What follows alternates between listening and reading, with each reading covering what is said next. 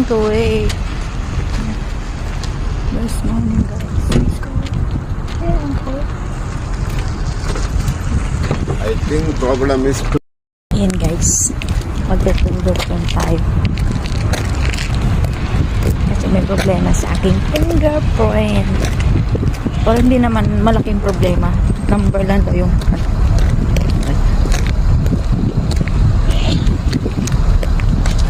tinigan na.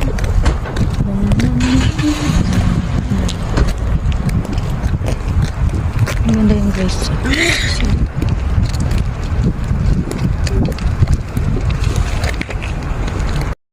Ayan na nga guys. Galing kami sa police station. Pero hindi naman ano guys. Magkaiba lang yung serial number nung old passport ko tsaka yung pag-entry ko ng Kuwait before.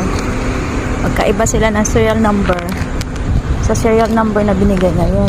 So, pina-question.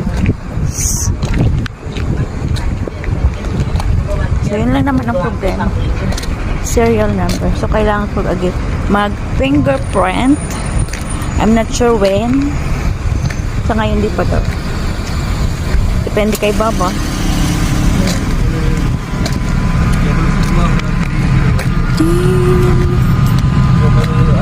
Hindi ko na bakit magkaiba yung fingerprint, ay yung serial number before. So, dapat parehas lang serial number. So, yun na nga guys. Thank you so much everyone. Really enjoyed